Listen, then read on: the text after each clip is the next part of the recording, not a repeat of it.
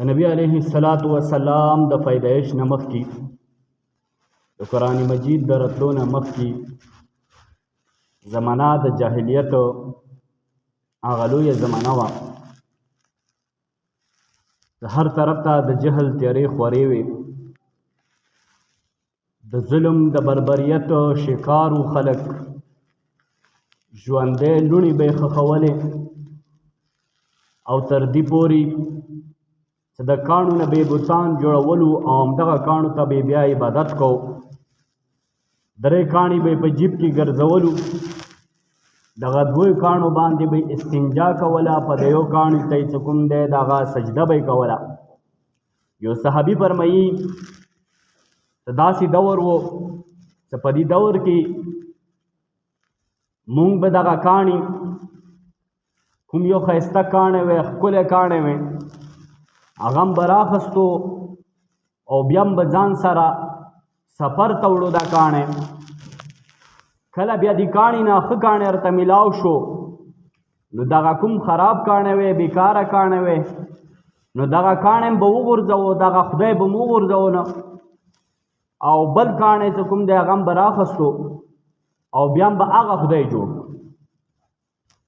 چې کله هم به د وړو نه خدایان جوړول،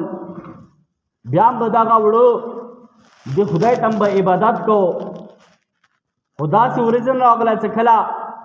مو سره د خوراک څښاک څه نه وی،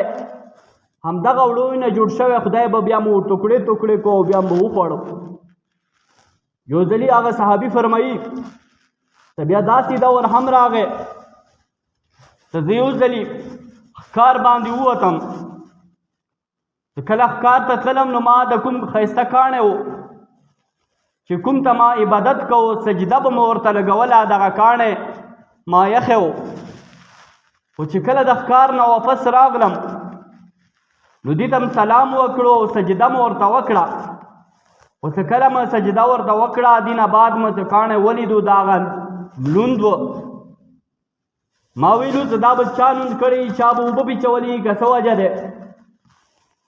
خو بیا هم سوچ وکړ چې کیدای شي دغه زما خدای دی، سمندر ته لاړ وي او هلته یې لمبلي وي، خیرن شوی وي او هلته یې لمبلي وي او هغه نه بعد واپس راغلی وي، نو دا خدای دی خامخا داسې کېږي. په یو ځل خو ما وویلو زه سمندر ته لاړو او لمبلي به وي. دویم ځل بیا زه ښکار ته لاړم، ښکار مو وکړو، کور ته چې راغلم نو بیا لوند و،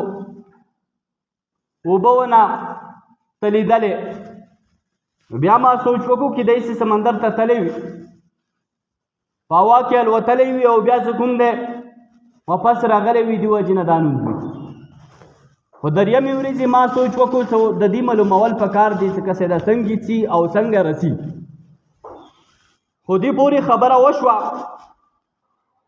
په دریمې ورځې دې ته یو بوټي کې زه کېناستم او چې کوم د ښکار والا هډوکي وو، هغه هډوکي ما د چارپایانو ته وغورځول چې چارپایان یې وخوري،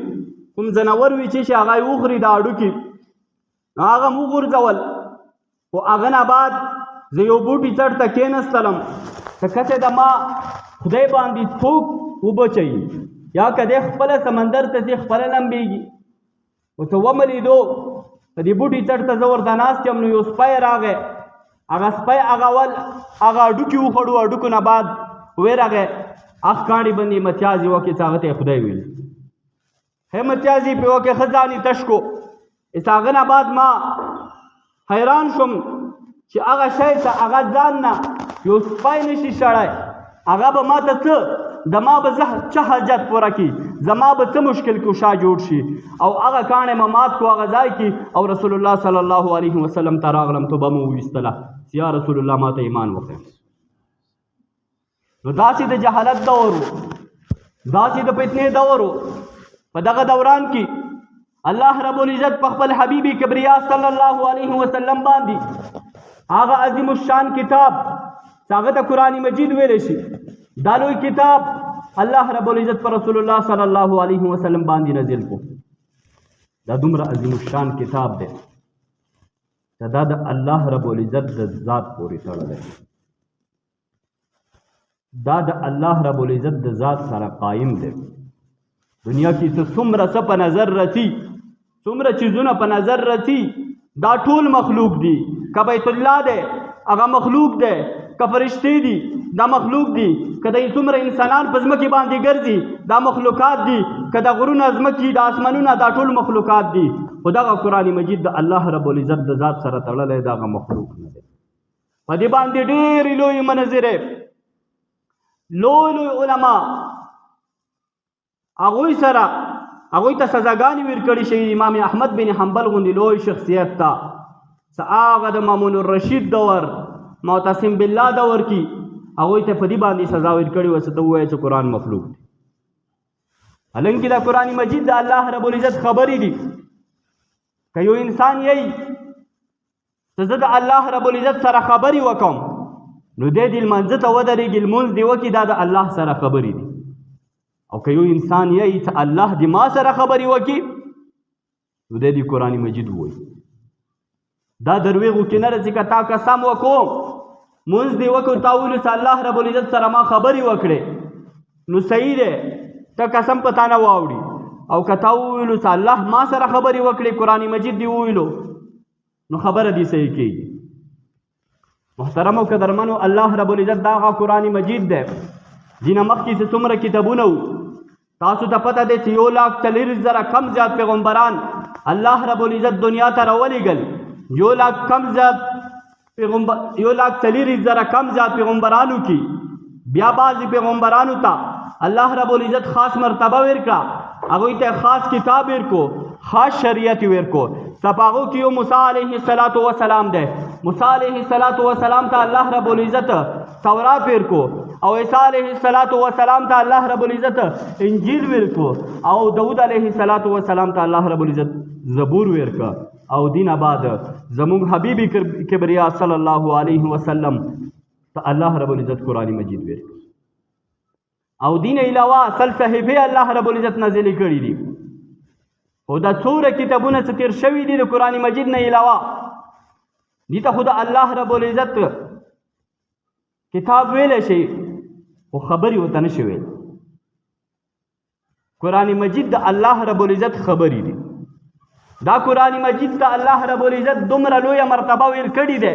انا نحن نزلنا الذکر وانا له لحافظون. بېشکه موږ دغه قرآن نازل کړی دی او د دې قرآن څه کوم دی موږ به حفاظت کوو. تورات تر ننه پورې تاسو وګورئ په مخ د ځمکه باندې نه یو حافظ تیر شوی دی او نه به تیر شي. د انجیل په مخ د ځمکه باندې نه یو حافظ تیر شوی دی او نه به تیر شي. د قرآن مجید په زرګونو حافظان په لکونو حافظان په دنیا کې موجود دي. مامون الرشید دربار کې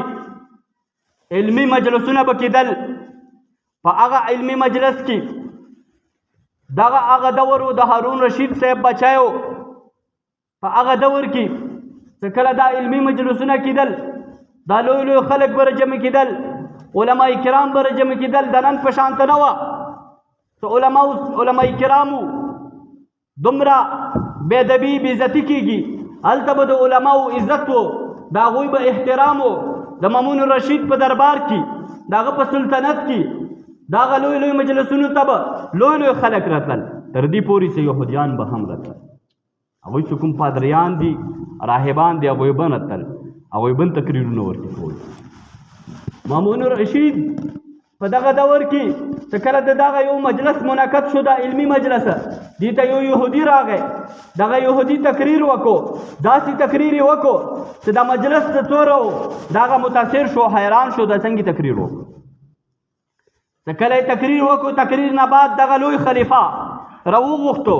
ورته ویلو اسرائیلیون، آیا ته اسرائیلي یې؟ ته بني اسرائیل یې؟ هغه ته ویلو او زه اسرائیل یم، زه یهودي یم. ورته وویلو زه به تا ته ډېر لوی انعام درکړم که ته مسلمان شوې، ته اسلام راوړه، د اسلام نه بعد به تا ته زه لوی انعام درکړم، لهذا ته اسلام راوړه. دغه کس ورته وویلو چې نه، د ما پلار نیکه هغه په یهودیت باندې قایم و، د ما پلار نیکه یهودیت دین قبول کړی و، نو لهذا زه چې کوم دی په هغه دین باندې چلېږم، اسلام نه راوړم. ورته ویلې صحیح دی، ستا خوښه دی. داسې یو کال په دغه وخت کې تیر شو. د یو کال نه بعد مامون رشید رحمت الله علیه یو بل مجلس منعقد کو، فقهي مجلس. چې دې ته فقهي لوی لوی علما راغلل. چې کله دې ته دغه لوی لوی علما کرام راغلل نو په دې کې دغه یو یهودي هم راغی. خو دغه یهودي په دغه وخت کې د فقهي تقریر وکړ، د فقهي خبرې وکړې، فقهي په اعتبار سره خبرې وکړې. بهرحال هغه تقریر وکړ. تقریر نه بعد د مامون رشید ته پته ولګېدله چې دا انسان خو مسلمان شوی دی. دا خو تیر کال چې کوم ملګری و چې یهودیت باندې تقریر کړی و او نن خو په اسلام باندې تقریر وکړو، په فقهي باندې تقریر وکړو، نو د دې نه تپوس پکار دی چې دا څنګه څه خبره شوې ده. روی غوښتو چې تا خو ډېر ښکلی تقریر وکړو، ډېر ښکلی خطاب دې وکړو، خو تیر کال تا ته ما ویلي وو چې زه به تا ته انعام هم در کوم، ته مسلمان شه. آیا ته مسلمان شوی، اسلام دې راوړی دی؟ خو د اسلام دې څنګه راوړی دی؟ څه وجه وه چې تا اسلام راوړو، د اسلام نه متاثره شوې؟ هغه ویلو زه چې کله د دې ځای نه لاړم نو ما سرچنګ شروع کو، تحقیق مې شروع کو چې یو داسې مذهب چې هغه په حقه مذهب دی، هغه مذهب ځان دوپاره خوښول پکار دي چې هغه کې د ما دنیا هم کامیابي او آخرت من کامیاب وي. نو ما ریسرچ شروع کو. زه خپله یو لوی پینټر یم، یو خطاط یم. ما د تورات 3 نسخې ولیکلې. هغه نسخې مې ښه په ښایسته انداز سره او په ښکلي ډیزاین سره ولیکلې. بیا مې د یهودیانو کومې عبادتخانې دي، کنیسې دي، هغوی ته واستولې چې دا تاسې واخلئ په حکیمات باندې. نو هغو یهودیانو په حکیمات باندې دغه نسخې واخیستلې او نسخې خرڅې شولې. خو هغوی ته پته ونه لګېدله چې په دې کې ما څه رد و بدل کړی و. ما ورکې ډېر کمای زیاتی کړی و، خو یهودیانو ته پته ونه لګېدله چې یاره دا څه کمای زیاتی شی دی. هغه نه بعد مې انجیل راخیسته. انجیل مې چې کله راخیسته او هغه انجیل کې ما رد و بدل شروع کو، ما کمای زیاتی شروع کو، تغیر او تبدیل مې شروع کو. او بیا مې هغه 3 نسخې ولیکلې. هغه مې د عیسیانو ګرجې ته ور ولېږلې. چې کله د عیسیانو ګرجې ته ورغللې هغه 3 نسخې هغوی واخیستلې. پته ورته ونه لګېدله چې آیا دا په دې کې څه کمای شوی دی که نه دی شوی، زیاتی شوی دی نه دی شوی. آخر کې مې قرآن مجید راخیستو. قرآن مجید 3 نسخې مې ولیکلې. داسې ښایسته انداز سره مې ولیکلې چې ما ویلو چې د مسلمانانو ته به پته نه لګېږي. خو چې کله مې د مسلمانانو جوماتونو ته ور واستولې نو مسلمانانو چې کله ولیدلې وویلو چې نه دې کې خو دا آیات پاتې دی او دا آیات کم شوی دی، دا ورکې زیات شوی دی، دا کم، دا خو صحیح نه دی، واپس یې کړه. نو قرآن مجید یې راباندې واپس کړو. نو ما ته پته ولګېده چې محفوظ ته کوم مذهب دی هغه قرآن مجید دی. چې تر قیامته پورې کوم محفوظ دی د هغه حافظان په دنیا کې موجود دي هغه قرآن مجید دی. نو لحاظه ما ته کوم دی کلمه وویله اسلام مې راوړ. نو ځکه چې کوم دی نن ما په فقه باندې د امام ابو حنیفه صاحب، امام شافعي صاحب، امام مالک صاحب، امام احمد صاحب په دغو مذهبونو باندې ما تقریر وکړو. نو الله رب العزت مونږ تاسو ته دومره لوی کتاب راکړی دی.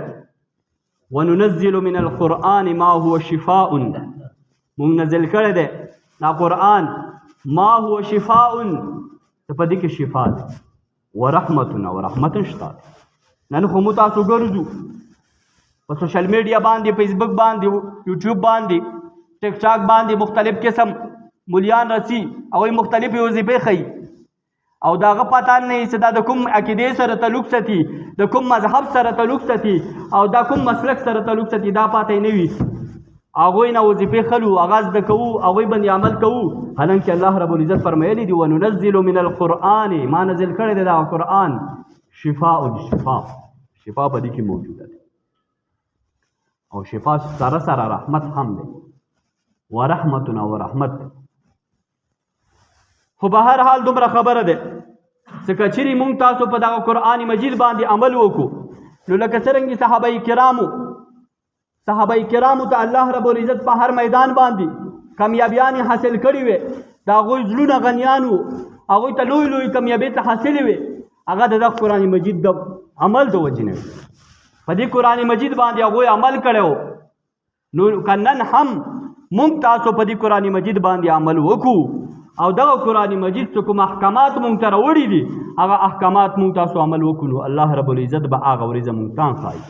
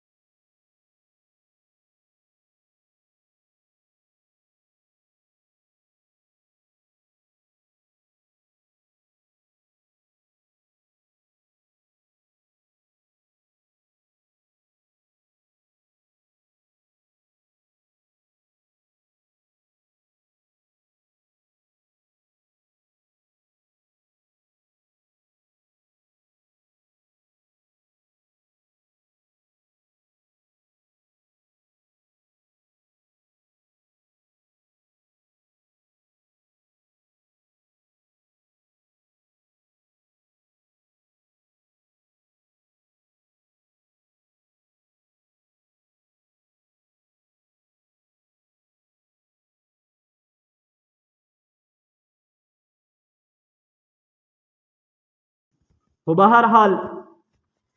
ډېرو د دنیا طاقتورو انسانانو ځانونه وزمایلو. یو لوی شاعر دی د عربو.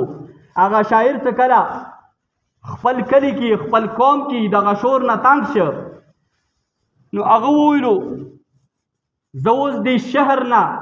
ځنګل ته ځم اول ته ښه په سکون سره به زه به لیکل کوم زه به سکون سره زندګي تېروم او تاسو څه کوم زما شاګردان یو څه کله تاسو کوم شعرونه لیکئ هغه شعرونه زه به یو غار کې کینم هغه غار ته به راوړو او هلته به زه کوم دی تاسو ته چک کوم. نو هغه شاعر هغه غار ته لاړو مختلف شاعرانو مختلف شاګردانو به هغه ته هغه شعرونه وروړل او هغه به چک کول. دې کې یو شاګرد هغه ته دا سورات وروړه ان اعطیناک الکوثر فصل لربک وانحر ان شانک هو الابتر. د غار مخې ته ورته کېښی چې دا د مو شاعري دی دا چیک کا. نو چې کله هغه شاعر دا هغه کاغذ واخیسته د هغه صورت یې ورکې ولیده نو وروسته یې ورسره ولیکلو چې لیس هذا قول البشر ان اعطیناک الکوثر فصل لربک وانحر ان شانک هو الابتر. لیس هذا قول البشر چې دا د انسان خبرې نه دي دا تاسو کوم وویلو چې دا د ما شعر دی دا د تا شعر نه دی دا د الله کلام دی. چې کله د الله رب العزت کلام ته دومره مرتبه حاصله دی دا داسې کتاب دی چې الله رب العزت دا په یوې ورځې کې نه دی نازل کړی دا داسې کتاب دی چې الله رب العزت په یو ساعت کې نه دی نازل کړی دا 10 کالو عمر کې الله رب العزت وقفې سره نازل کړی دی. نور څه څومره کتابونه الله رب العزت نازل کړي دي که تورات دی که انجیل دی که زبور دی هغه په یو وخت کې الله رب العزت نازل کړي دي او دا قرآن مجید په 10 کالو کې نازل کړي په 10 کالو عمر کې دغه وقفه الله رب العزت نو دې ته الله رب العزت دومره لویه مرتبه ورکړې دي. او بذالک الکتاب لا ریب فیه، دا داسې کتاب دی کې شک نشته دی چې کله یهودیانو عیسیانو هغوی کوشش وکړ چې یاره دا قرآن خو نبي علیه السلام نعوذ بالله جدو سره جوړ کړی دی یا چې کوم دی دا د دې خبرې دي د ځانه یې جوړې کړي دي. نو الله رب العزت چیلنج ورکړ، د یوه آیات چیلنج ورکړ، د سورت چیلنج ورکړ، د لاسو سورتونو چیلنج ورکړ او ورته وویلو فإن لم تفعلوا ولن تفعلوا فاتقوا النار التي وقودها الناس والحجارة. که تاسو دا نشئ کولی، د هغه صورت نشئ راوړلی، د دې مقابله نشئ کولی، نو وډار شئ د اور نه وډار شئ. هغه اور وقودها الناس چې د هغه لرګي به څه شی وي؟ سړي وي. والحجارة او لرګي به کوڼې، د هغه کوڼې به سوځي او دا سړي چې کوم دی د هغه به لرګي وي. نو څه کله عالمي یهودیت هغوی ته پته ولګېدله چې یاره دا مو نشو راوړلی، دا دومره لوی کتاب دی، د دې دومره لویه مرتبه الله رب العزت دې کتاب ته ور کړي دی. دا نږدې به درته تېر شوم د هندوستان په دغه دور کې متحده هندوستان چې کله پاکستان نه و جوړ شوی، نو په هغه وخت کې د هندوستان یو شهر هغه ته ویلی شي دهلی، هغه دهلی ته یو یهودي عالم راغی، یو پادري راغی. هغه پادري دغه اعلان وکړو چې تاسو دی یې ته قرآن مجید په حق دی، خو زه ټولو مسلمانانو ته چیلنج ورکوم، یهودي دغه اعلان کوي په دغه چوک کې، د دهلي چوک کې اعلان کوي، زه ټولو مسلمانانو ته چیلنج ورکوم چې هغوی دې راشي اور به لګوو او اور ته به څه کوم دی مسلمان به راځي قرآن مجید به ورته غورځوي او زه به رسم،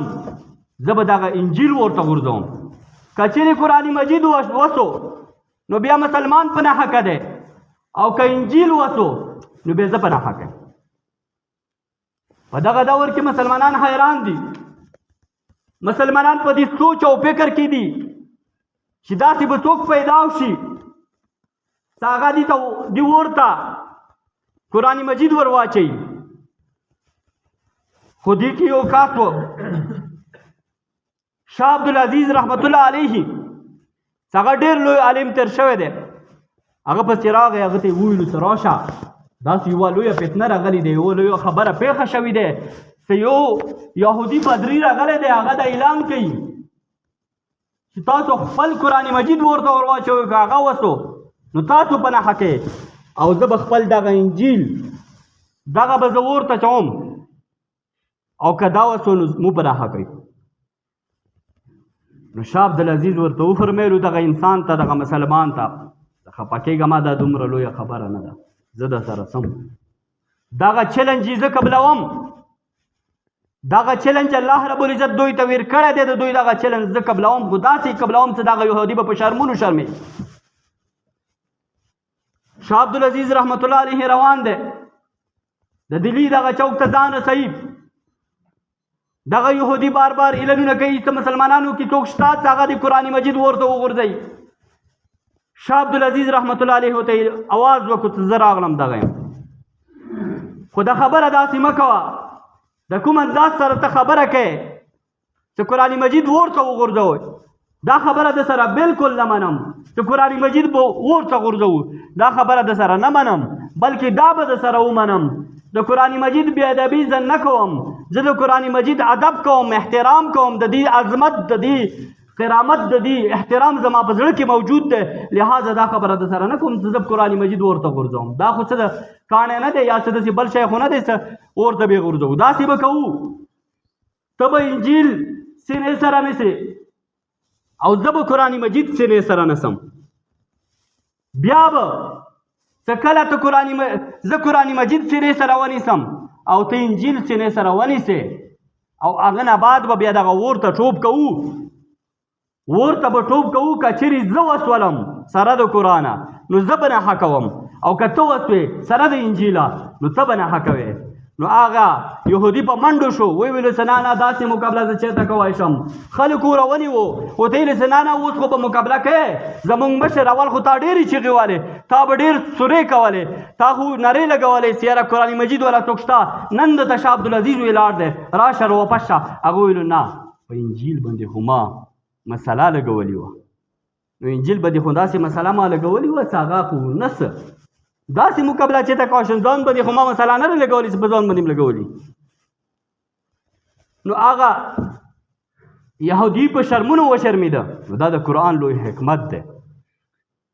دا د قرآن لوی فضیلت دی الله رب العزت دې ته ډېر لوی احترام او اکرام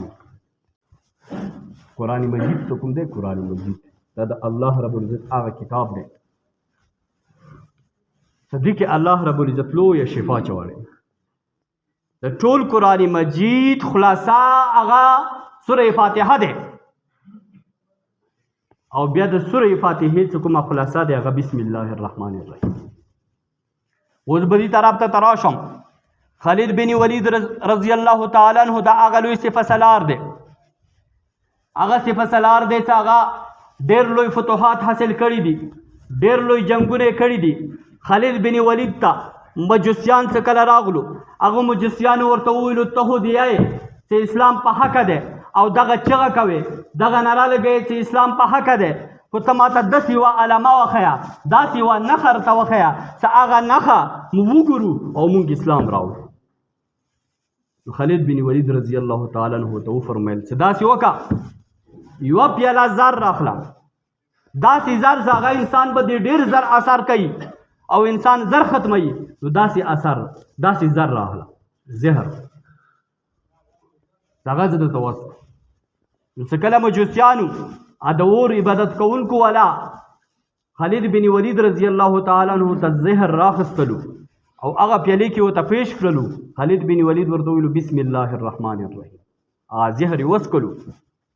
او خالد بن ولید رضی الله تعالی عنہ باندې هیڅ اثر ونه دې سره سره بادشاہ روم لوی امیر المؤمنین خلیفہ ثانی حضرت عمر بن خطاب رضی الله تعالی عنہ ته خط راوستو چې د ما په سر باندې هر وخت درد دي داسې یوه دوایي راته راوستوه چې د ما دغه سر د درد ختم شي حضرت عمر فاروق رضی الله تعالی عنہ یوه ټوپۍ ور واستوله کله یې ټوپۍ ور واستوله په دغه وخت کې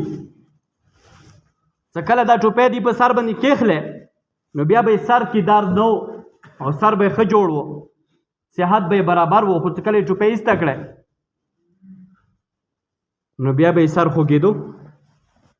خو اخري دی د هغه ټوپۍ راوخیستله چې یاره دې ټوپۍ کې دا ټول کمال دی نو چې کله یې خلاصه کړه هغه کې بسم الله الرحمن الرحیم لیکلي بسم الله الرحمن الرحیم د قرآن مجید دومره لویه مرتبه ده د اوس هندوستان دلته کې یو وزیر اعظم تیر شوی دی فضل حق د هغه لوی وزیر اعظم دی فضل حق په نامې باندې چې کله دا د دهلي نه روان و کلکته ته نو دلته کې چې کله دا ریل ګاډي ته وختلو نو د مخکې نه د خپل نوکر ته ویلي و خپل خادم ته ویلي و چې خادمه د کوم بیګونه دي دغه بیګونو کې د قرآن مجید والا بیګ څه دی هغه به ټولو نه مخکې دغه ریل ته وخیجئ ریل ګاډي ته به دا قرآن مجید والا څه کوم بیګ دی دا اول وخیجئ هغه ویلو صحیح دی خو چې کله دغه وزیر اعظم دغه ریل ګاډي ته وخته نو ریل ګاډي کې څه کله کېناسته په سیټ باندې نوکر نه یې تپوس وکړ چې تا دا قرآن مجید والا بیګ رخیجولی دی که نه هغه ویلو نور مرخیجولی دی خو د قرآن مجید والا بیګ نه پاتې شي ورته ویلو دی بس کې دې ریل ګاډي کې زه نه څم ځکه دا خو بېادبي دی چې زه اول راوختم قرآن مجید به وروسته رخیجې دا خو لویه بېادبي دی په هغه ټیم په هغه وخت کې هغه ریل ګاډي کې هندوان هم ناست وو نو دغه هندوان په خندا شو دغه وزیر اعظم ته د فضل حق خلاف وخندېدو او یې ده دا څه مذهبي لیونی خو قرآن مجید یو ورځ ته راوخیجئ یو مخته یوه خبره دی څه خبره خو نه دی دا خو به هر حال دا وزیر اعظم پوه شو وی ویلو دی بس دې ریل ګاډي کې زه ځکه نه څم چې قرآن مجید ته ورځ ته راخیجئ دا خو بېادبي دی خو هغه خلک لاړو او دی راکوشو دا بل ریل ګاډي کې کېنستلو چې کله بل ریل ګاډي کې کېنستو چې دا ریل کلکته ته نه ورسېدلي هغه مخکې چې کوم ریل و هغه کې دمه وشوه او هغه څومره خلک وو هندوان وو چې دې پورې خندېدلي وو هغه ورکې لوړ ختم شو او فضل حق ته څه پته ولګېده نو هغه ویلو دا د قرآن مجید دا غلوی عظمت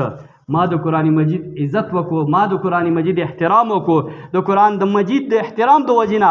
الله رب العزت دا لویه مرتبه ما ته حاصله کړه چې الله رب العزت ما ته ژوندون راکړو نو ځکه خو یې وہ معزز تھے زمانے میں مسلمان ہو کر علامہ اقبال سے وہ معزز تھے زمانے میں مسلمان ہو کر اور تم خوار ہوئی تارک قرآن ہو کر تاسو خوار شوئ قرآن مه پرېښئ علامه اقبال یې شاعر دی مسلمانانو هغه لوی شاعر دی چې د دې مثال نه پیدا کېږي د علامه اقبال خو الله رب العزت اوس موږ ته څه پکار دي شیخ الهند رحمت الله علیه زموږ تاسو لوی مقتدا دی د دیوبند هغه لوی اول شاګرد هغه چې کله جیل نه راخلاص شه نو خلکو ونه تپوس وکړه چې د نن د مسلمانانو د مغلوبیت او د مسلمانان څه هر ځای کې وهلی شي قتلیږي زوریږي او مسلمانانو باندې قسم قسم ظلمونه کېږي د دې وجه څه دی هغه ورته وویلو د دې دوې وجې یو دا چې قرآن مجید یې پرېښلی دی د قرآن مجید د پرېښودلو د وجې نه قرآن مجید یې شاته غورځولی دی او دویم دا چې خپل منځ کې کوم اختلاف دی د خپل منځ کې اختلاف دغه اختلاف د وجې نه مسلمانان خو کوم دی قتلیږي زوریږي او مشکلاتو شکار دي هر طرف ته کافر راغلی نو دا خو د هغه لوی شیخ الهند صاحب هغه دی نو نن موږ تاسو سوچ وکړو په قرآن مجید باندې د موږ تاسو څومره عمل حالانکې دغه امت کې داسې خلک هم تیر شوي دي حضرت عثمان رضی الله تعالی عنه څه هغه په یوه رکعت کې قرآن مجید ختم کړی دی تمیمی دری رضی اللہ تعالیٰ عنہ په یوه رکعت کې قرآن مجید ختم کړی دی سعید بن جبیر رضی اللہ تعالیٰ عنہ په یوه رکعت کې قرآن مجید ختم کړی دی او امام ابو حنیفه رحمت الله علیه په یوه رکعت کې قرآن مجید ختم کړی امام ابو حنیفه رحمت الله علیه دا هغه قرآن مجید دی چې دی باندې علامه طحاوی رحمت الله علیه سل تفسیرونه لیکلي دي دا هغه قرآن مجید دی چې دی باندې امام غزالی رحمت الله علیه 1500 تفسیرونه لیکلي دي 1500 جلده او دا هغه قرآن مجید دی چې په دی باندې محمد بن عربي زر جلد تفسیر لیکلی دی او دا هغه قرآن مجید دی چې په دی باندې محمد بن عبدالوهاب د 2 لکو شعرونو والا تفسیر لیکلی دی داسې معجز تفسیر لیکلی دی او دا هغه قرآن مجید دی چې په دینه امام ابو حنیفه رحمت الله علیه 12 لکه او 1000 مسایل روبستي دغه قرآن مجید موږ تاسو سوچ وکړو نن په قرآن مجید باندې موږ تاسو کوم عمل قرآن مجید کې الله پاک اعلان کوي قد افلح المؤمنون الذين هم في صلاتهم خاشعون په تحقیق سره کامیاب هغه خلک دي چې هغه مؤمنان دي یعنی مؤمنان کامیاب دي اول خبره ده چې مؤمنان ټول کامیاب دي الذين هغه خلک هم في صلاتهم خاشعون چې دغه خلک په لمانځه کې خشوع کوي دغه خلک په لمانځه کې عاجزي کوي په هغه سره لمونځ کوي څرنګه دغه لمونځ دوی تر غره د همدغه شان لمونځ کوي خشوع سره کوي د الله رب العزت ته ان تعبد الله كانك تراه فان لم تكن تراه فانه يراك دا الله عبادت دسی وکا لکه الله رب العزت ته ګوري فان لم تكن تراه کچری ته نه ګوري فانه يراك هغه ته ګوري الله ته ګوري نو الله رب العزت فرمایي چې کامیابی په منځ کې ده سلمونځ په منځ کې کامیابی ده او د کومي سوره د الله رب العزت نه څه غواړي 2 رکعات نفل وکا بیا د الله نه وغواړه الله رب العزت به ستا دعا قبول کړي حضرت حذیفه رضی الله تعالی عنہ فرمایي اذا حزبه امر فزع الى الصلاه چې کله به مونږ ته سخت کار پیښ شوی نو موږ به ډایرکټ منځ ته متوجه شو مونځ به هم کوو نن د منځه څومره سستي دي سهال منځونه ډېر کم خلک کوي د سهار د ماسخوتن دال منځونه ډېر کم خلک کوي دې ته سره لمونځ نه یي صرف د ماسپښین د مازدیګر د ماښام واذا قاموا الى الصلاه قاموا كسالى يراؤون الناس ولا يذكرون الله الا قليلا منافقینو یو صفات دغه دی چې هغه چې کله لمانځه ته ودرېدی هغه به سست ودرېږي سست وو خوشحاله یو صفت یې دا دی چې لمانځه ته سست ودرېدو نو ته خپله سوچ وکړه که ته سست ودرېږي نو منافقینو غټ صفت در کې موجود دی دویمه خبره ده یراؤون الناس ولا یذکرون الله الا قلیل چې کله یې ذکر کولی ذکر هغه به د خلکو ښیانو دپاره کوي چې د خلک موکسي چې یاره دا خو رن ذکر کوي سبحان الله الحمدلله الله اکبر دی یو کتابونو لیکلی دي چې دا خر څه دی دا د الله رب العزت شکریا ادا کوي چې یا رب العزته ستا ډېره شکریا چې زه سپی نه یم پیدا او سپی د الله رب العزت ډېره شکریا ادا کوي چې یا الله العالمینه یا پروردګاره ربه ډېره شکریا چې زه خنزیر نه یم پیدا او خنزیر په خپل خنزیرتوب شکریا ادا کوي چې یا رب العزت ډېره شکریا چې زه خنزیر پیدا یم خو زه بېلماز نه یم پیدا قرآن مجید باندې څومره عمل مو وکړ یو ځلې شیطان روان شو یو سړي سره